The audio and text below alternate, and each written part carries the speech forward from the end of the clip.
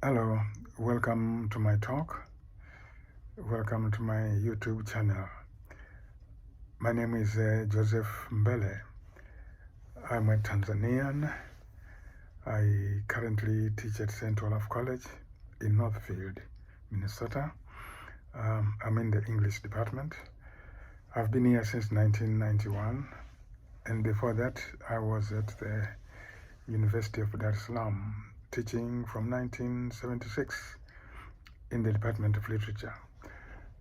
The talks on this channel are just talks, and I feel very free to just communicate easily with people. I don't represent any institution. These are just my thoughts, and I have fun sharing them. The channel deals with issues such as globalization, education, culture, and I am particularly interested in the cultural differences between Africans and Americans.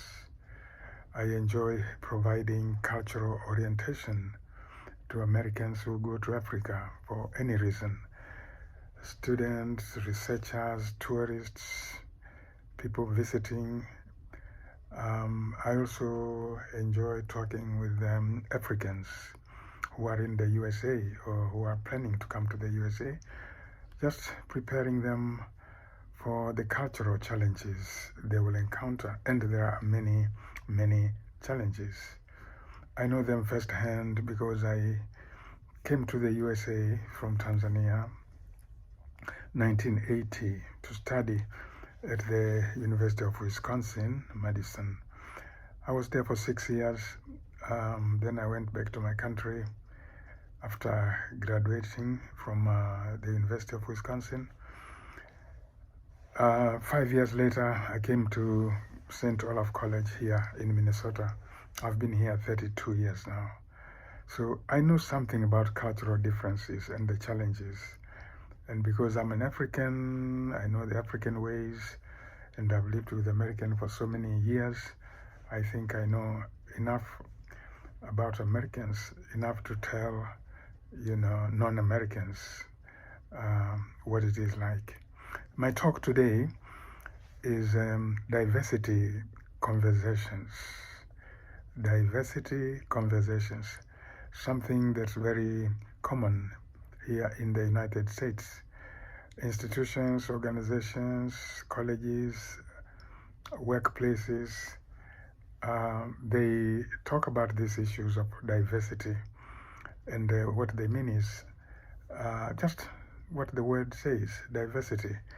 The recognition that people come in different forms, yes. Some are male, some are female. They have different faiths, beliefs, cultures, those kinds of things. So there is racial, cultural, religious, gender differences, and Americans talk also about what they call sexual identities and preferences. These are American concepts, and I'm just reporting them. Not all parts of the world give equal value to what the Americans consider to be vital markers of diversity. No, not at all. In some countries, people don't talk about certain topics. It's not in their culture. That's it. So we cannot take what the Americans do to be universally applicable. No. So today I'm just focusing on what I see here in the USA. Diversity conversations. I've attended some of these. They can be in the form of trainings or workshops, or just somebody giving a talk, that type of thing. But one thing I've noted is the people doing the talking, the people doing the training tend to be non-whites, Yes, routinely. I've seen this. And in the institutions and organizations and places like that, they have diversity officers. Again, in my observation, I see they are again, non-whites. So you have a college, for example, a university. If you look around to see who is the diversity officer, it's very likely to be some Black American, some Hispanic person, some Native American, that kind of thing. Generally, that's what I see. And I'm curious about that because I really think diversity conversations should include anybody, everybody. They should be inclusive. I don't see any reason why diversity talk should not be given by or conducted by some white person. I don't see why. I don't see why we shouldn't have diversity officers, who are white. But again, saying this type of thing in the USA might not be very well received. I know that. But I'm saying, as an African, I don't see why diversity should be the province of people of a certain type in terms of, expertise, in terms of the ability to talk about those things. So that's one of my observations. And so these people who conduct the workshops, the talks, whatever, they tend to be preaching to the white people, basically trying to enlighten white people about the condition, about the problems faced by what they call minorities, what are or people of color. They use those words, those terms, people of color. So it's basically talking to white people, telling white people, the problems that non-whites face in the USA, the challenges, and encouraging or urging, white people to be sensitive to these issues. I'm a bit comfortable. I'm a bit uncomfortable. Again, as I say, I would like these talks to be inclusive, absolutely. And so, given the politics of this place, the USA, what happens is these talks get to be conducted in an atmosphere of fear. Yes, people are anxious, people are afraid of saying the wrong thing. Yes, people tend to be politically correct in what they say, very careful not to say the wrong thing. As an African, as a Tanzanian rather, I find this to be very strange because I grew up in a country, in a part of the world where we talk freely, very freely. We talk with strangers, we joke, we tease each other. If you happen to say something wrong, of course, you just apologize and the conversation goes on. We don't hold grudges, really. Once somebody has done something wrong, said something wrong, they apologize, that's it. So I come from a place where we are that way, and so I'm very uncomfortable in a place where people are so careful, so conscious of not hurting others, and being politically correct. I am uncomfortable. I have to say that. I think human beings need to be able to be human beings. We have weaknesses. we have Faribault, and we should just embrace that fact and acknowledge that all human beings are the same. Yeah, whether they are white or black or whatever.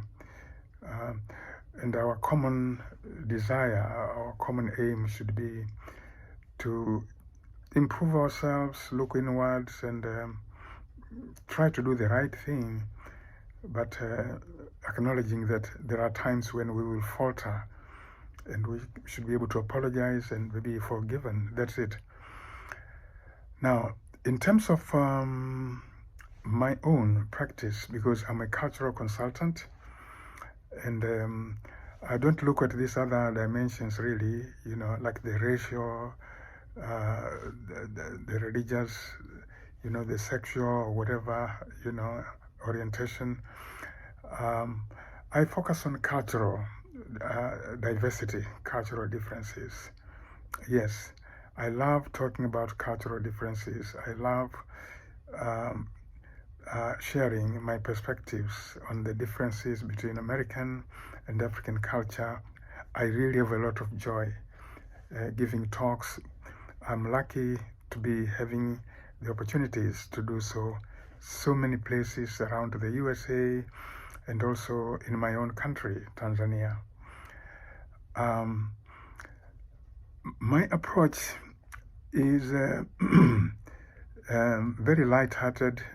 I know that our cultures can be looked at in different ways, but my way is that of making fun of the cultures, to enable everybody to see that their culture, is not the norm, and so for everybody to realize that if you have somebody from outside your culture, that person will see a lot of weird things in your culture. Oh yes, strange things. And so cultures are very similar in that sense. If you're an American and you are in Africa, you will see the African culture is very strange sometimes, funny, perhaps irritating, perhaps weird. Same thing in the case of an African here in the USA. Same thing. You will see things Americans do that are weird or funny, strange, and the recognition that our cultures are not the norm, I think it's very humbling. Yes, it will make us humble, and I believe it will foster mutual respect. Oh yes, I believe it will foster mutual respect, and that's my way of talking about cultural differences. I enjoy it very much, and I just decided to get people to loosen up and enjoy the talks and have fun through jokes, through humor, not rumor, through humor. I hope to convey messages and get people to learn.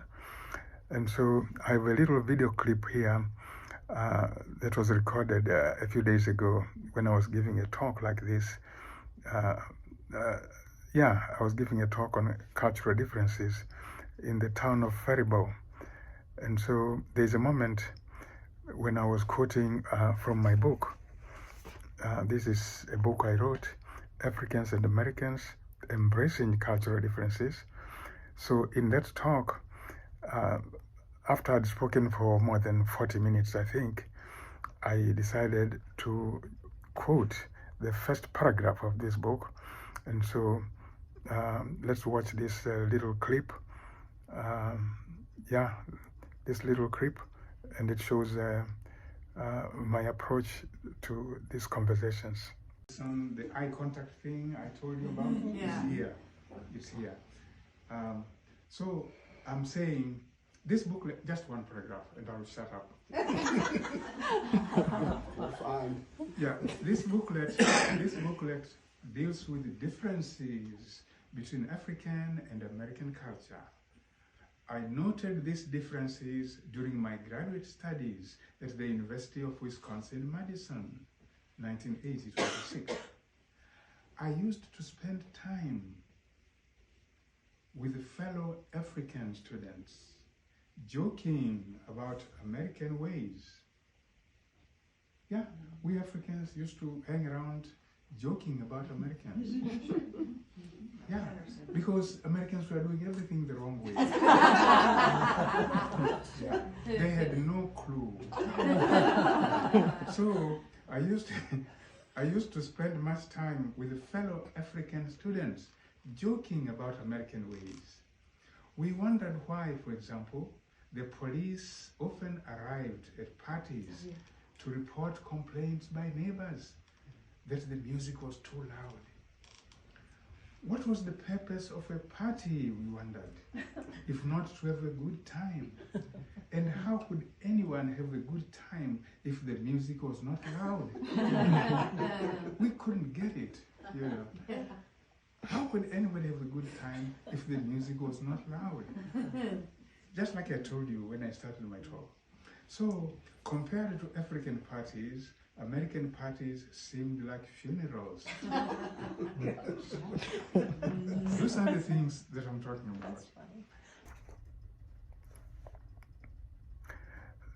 So that's it. That's it. I want the conversations to be enjoyable. I want people to loosen up. And at the same time, I want us to really study, and learn about our differences. And as I say, hopefully that way we can develop better understanding, mutual respect. And so that's my way of doing cultural conversations. I'm available to talk anywhere, and I love, doing so. I enjoy it, as you can see in this video clip. That's it for today. I just wanted to give you this short talk, and keep coming to my channel. There will be other videos as days go by.